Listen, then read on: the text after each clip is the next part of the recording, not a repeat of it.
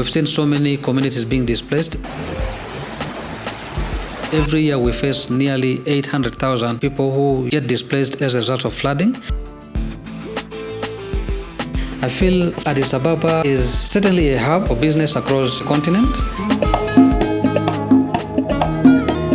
We need to have action-packed commitments, action-packed declaration. My name is Kamba Anthony.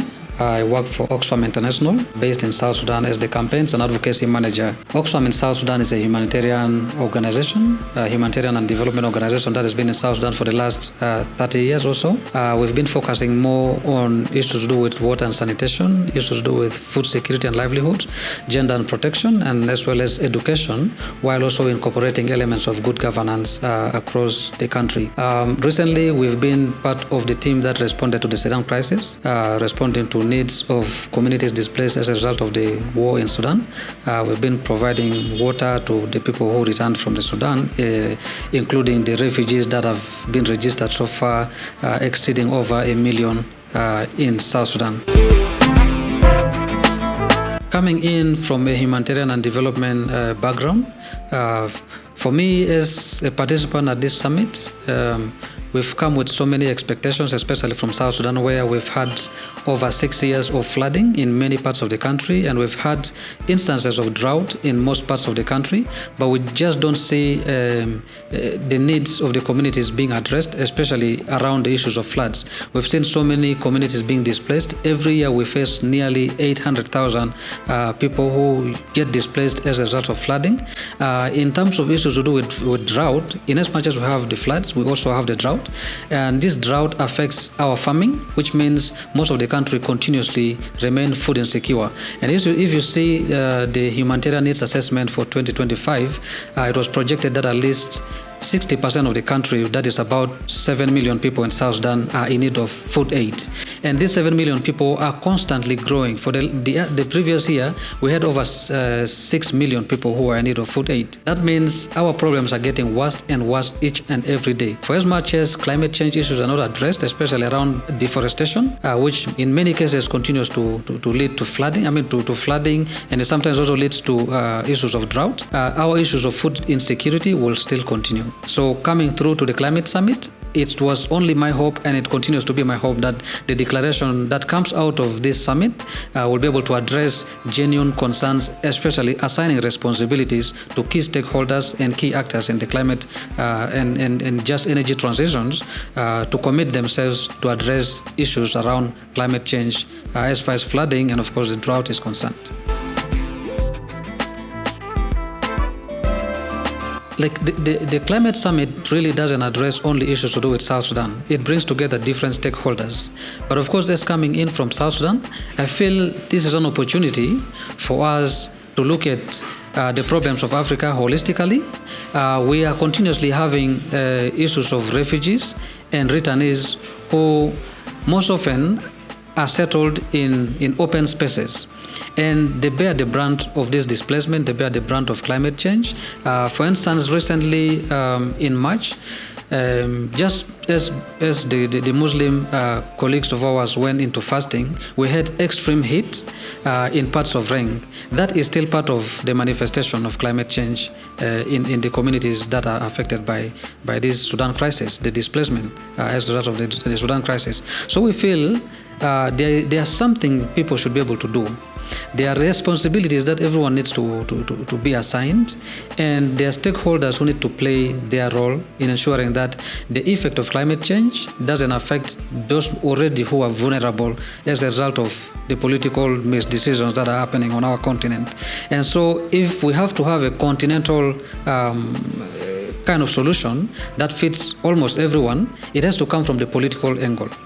The political leaders are driving us in these countries. And so if they're able to make that kind of commitment that we have a responsibility to take care of our citizens, I think the impact of climate change at the family level, at the community level, would be far easier to manage when people are able to feel safe if people are able to feel they can go to their gardens to cultivate, and not to fear that they would have to they might actually face security threat when they go to cultivate, and so they end up having to utilize the nearby vegetation for their own survival, for instance by cutting down the trees, and this also worsens the issue of climate change on our continent.